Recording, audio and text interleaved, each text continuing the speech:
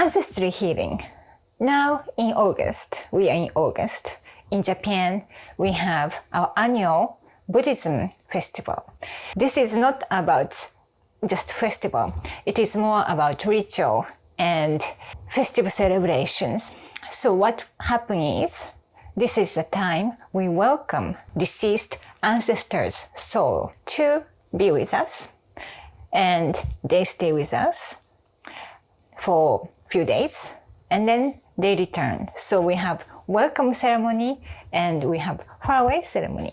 So we have our Buddhism altars in our house, mainly for the head of the family's home. So in my case, it was my family home where I lived with my grandparents and my parents. So now my grandparents have deceased, so my aunt, they come to my house, our house, they come to our house, and we all get together during this time. So what happened is, so during the welcome ceremonies, we have also give offerings, and our local family Buddhist monk will come to our house. He will make visit to different household, and he comes and he makes the prayer. And usually I'm there, not this year, but usually I'm there. I meet the monk and we stay for 1 hour or so to listen to his prayer. Then we have some conversations, and so much wisdom he gives us every year, and I really enjoy that time. So during these times, we also goes to our family graveyards, and we do our ceremony rituals at the graveyard. So we have family meals and we have visitors. So during this time, most companies are closed, and this is a bit like New Year's, Oshogatsu. So some offices are closed, and this is the time that we go back to our family home and spend time with our parents and our relatives. And some families, they like to travel these days, but it is a time to reflect who we are and who our ancestors are, and we also honor and respect. But often as you all know, when all the family get together, we often have sometimes, family drama, which is also natural. But this is really the time. So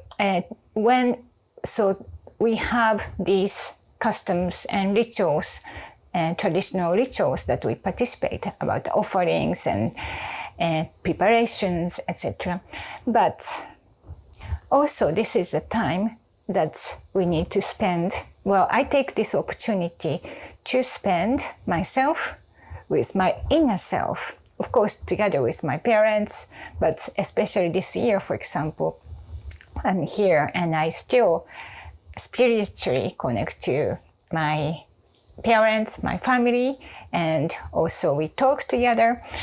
So this is a time that we can really reflect of our relationship with our parents, our grandparents, but the closest relationship is with our parents. Maybe some of you already, your parents have already passed away, but this is a time maybe you can also spend this time to reflect. It doesn't have to be August. Maybe you have your own time through the year, but it is actually nice to have some reflection, especially if you hold some angers, or if you are holding some angers against your parents or something negative about them. And it is quite often happened is that we outgrow the parents bring us up and they raise with their full effort, and we become greater than our parents. And often some people may start looking down them. And especially when we are on the spiritual path and our parents are maybe not in the same level anymore, and some people start looking down them. And because we are so close, and also they may not understand who we are, so then there is some confliction. However, the love of the parents never changes, and also since we are children. And if we ever hold some kind of negative feeling towards our parents, it's actually making damage to ourselves. And of course, maybe some traumatic event happened.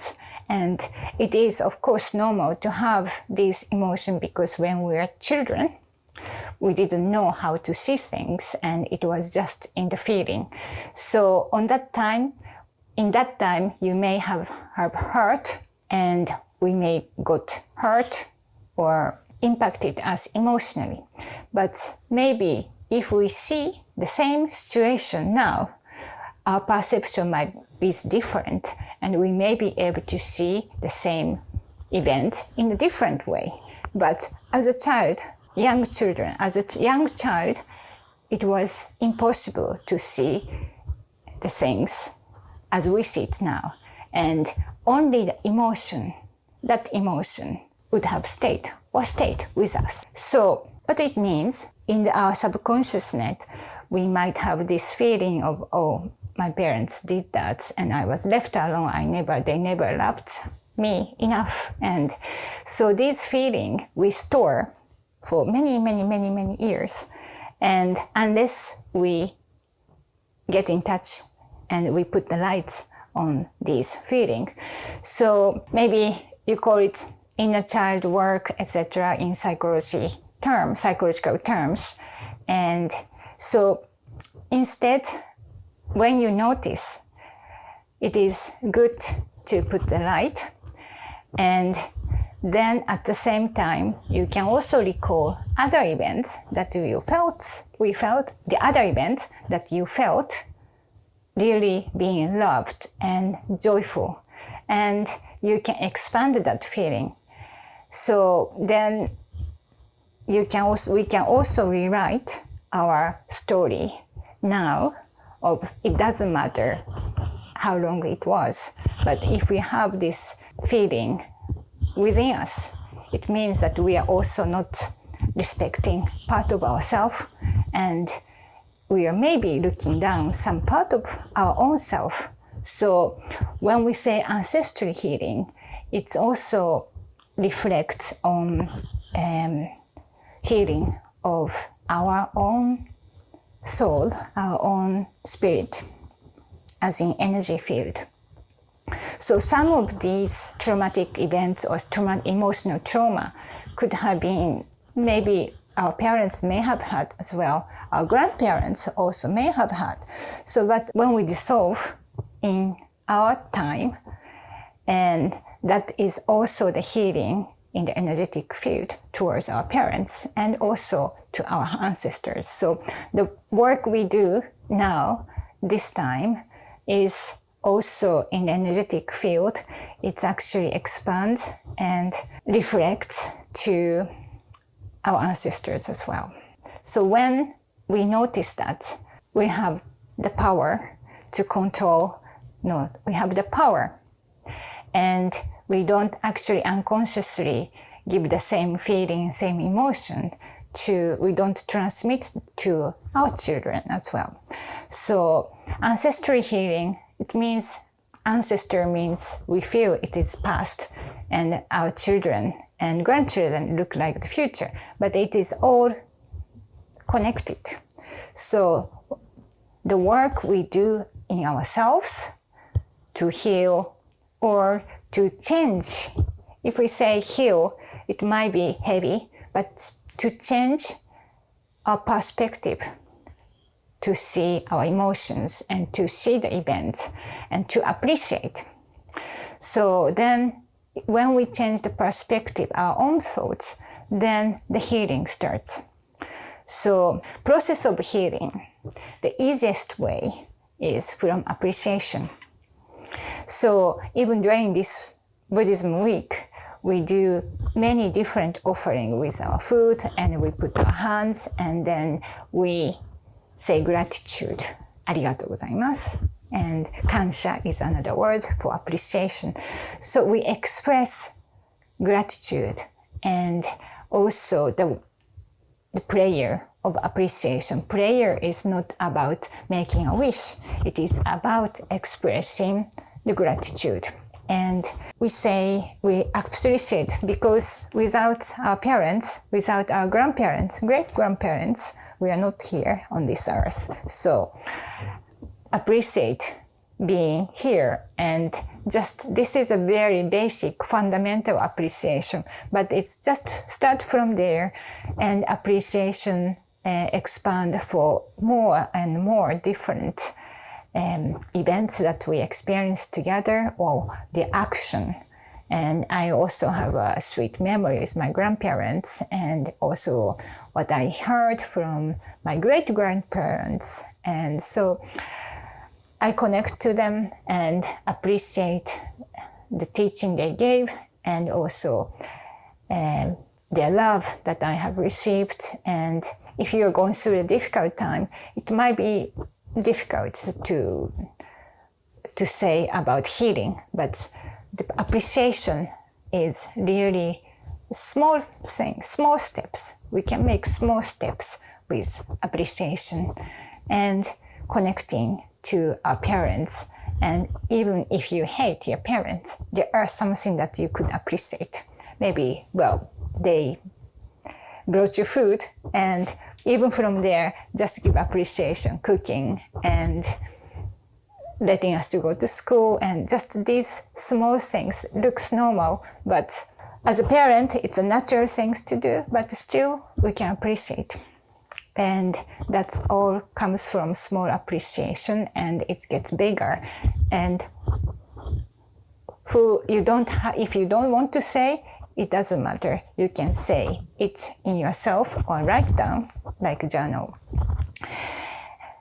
And who benefit from that? It's us, the person who give appreciation, the true appreciation from our bottom of heart. Then, because when we appreciate means we are happy.